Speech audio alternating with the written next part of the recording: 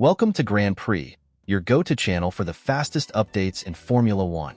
We've got 3 hot stories for you, so make sure to subscribe and hit the notification bell to stay ahead of the pack. Let's get started. Hey friends, how's it going? Big question today. Is McLaren sabotaging Oscar Piastri's car, or has the Australian simply lost his confidence?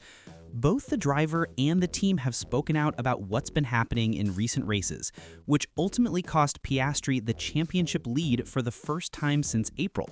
Let's break it all down. And of course, a video this complete deserves your subscription.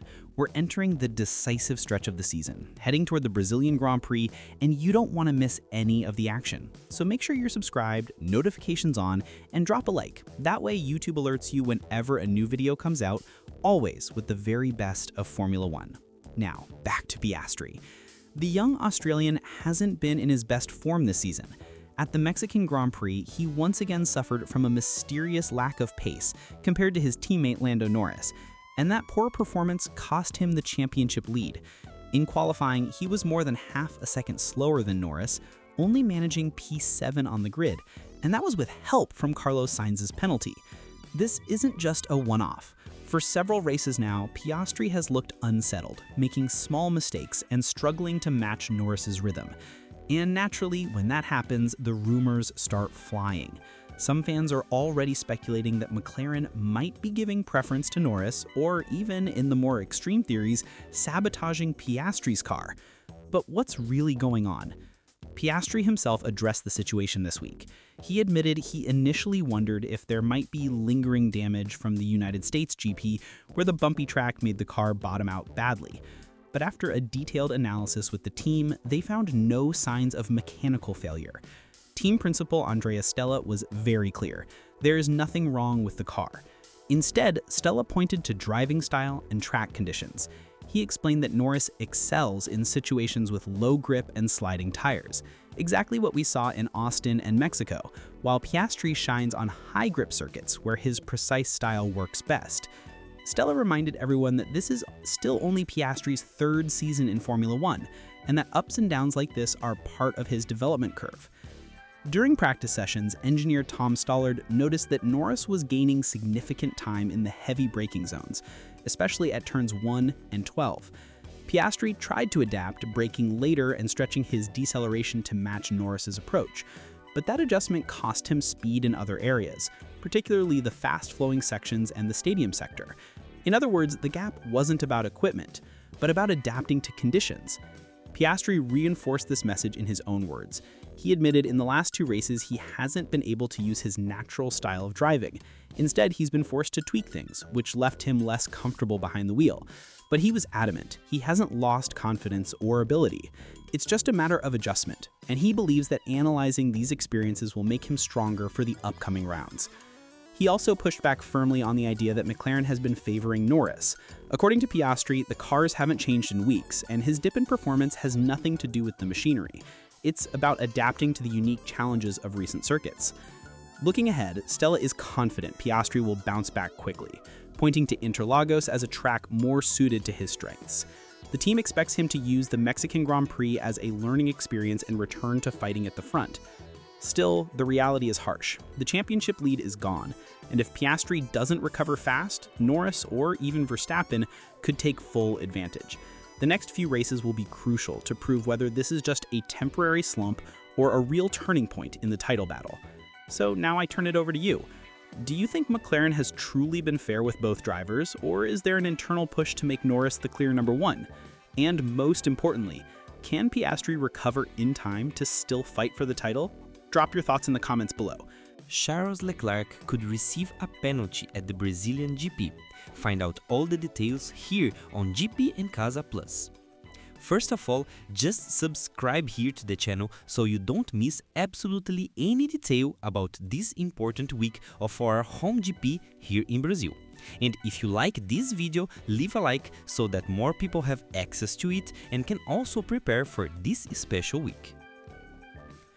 Well, Charles Leclerc got a good result in the last race, finishing in 2nd place, right behind Lando Norris, managing to hold off Max Verstappen at the end of the race thanks to a virtual safety car. And now, looking ahead to the Brazilian GP, a problem arises for Leclerc. According to the website Funo Análise Técnica, Technical Analysis, Ferrari is considering changing the power unit in Leclerc's car, and if they do this, the driver will automatically receive a 10th-place grid penalty. The reason for this idea from Ferrari is that the engine is already at the end of its useful life and probably won't last for the rest of the season. And as they are also already at the limit of what is allowed regarding engine changes, a new change triggers this 10th-place grid penalty. So it has to be planned to happen at the best possible circuit, and Interlagos is normally that circuit. After all, it allows for a lot of overtaking, has several points for battling for position, and even while losing 10 grid places, a recovery is very possible. This is especially true with a newer, more powerful engine, as we saw, for example, with Lewis Hamilton back in 2021, when he started in 10th with a similar penalty and ended up winning the race. Ferrari is still analyzing if it will really use the Brazilian GP for this, but it is likely since the next race, the Las Vegas GP, is very difficult for overtaking and therefore wouldn't be the right place for this. So, stay tuned here on the channel, as in the coming days we will bring all the information, and it's very likely that more teams will also make this decision. Tell me in the comments what your expectations are for the Brazilian GP and if you think Ferrari is doing the right thing by making this decision to change Charles Leclerc's engine. Hello friends and welcome back. The 2025 Formula One World Championship has a new man at the top. Yes, that's right, Lando Norris is the new leader of the drivers' standings, and now he heads to Brazil with the weight of the world on his shoulders. He is already counting down to the decisive São Paulo Grand Prix, which promises to set the Interlagos circuit alight this week, running from November 7th to 9th. It was a grueling and electrifying back-to-back in the Americas. Following the races in the United States and Mexico, Norris achieved what many thought was becoming unlikely. He finally surpassed his teammate Oscar Piastri to take the championship lead. But the situation could not be more tense. His advantage is just a single point. It is a margin that allows for no errors, no hesitation. Now, as he arrives in Brazil, the British driver's focus is total and absolute. He has a very clear objective: to take full advantage of the weekend's format, which includes the sprint race on Saturday. When commenting on the upcoming GP, Norris was full of praise for the event. He explained that the race in São Paulo is, in his words, always a fun event. He highlighted that he greatly enjoys the atmosphere and the challenge of driving the anti-clockwise Interlagos circuit, a track that historically produces unpredictable and action-packed races. Norris knows that Interlagos is a golden opportunity. With the sprint race on Saturday, the chances to score points are significantly increased. In a fight this close, especially against his own teammate, having two races, the sprint and the main Grand Prix on Sunday, means two chances to score vital points. He himself described it as extremely important to secure a good result on Saturday to try and build a small buffer before the main event. And don't think for a second he took a break after Mexico. Norris reported that immediately following the exhaustive doubleheader in Austin and Mexico City, he flew directly back to England to the Mclaren headquarters.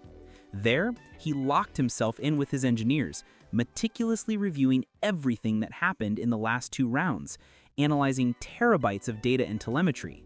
More than that, he spent countless hours in the team's state-of-the-art simulator, preparing specifically for every corner, every curb, and every overtaking spot at Interlagos. The result of all this preparation? According to Norris himself, he feels good, confident, and ready to get back on track for what is perhaps the most decisive weekend of his career so far. The objective could not be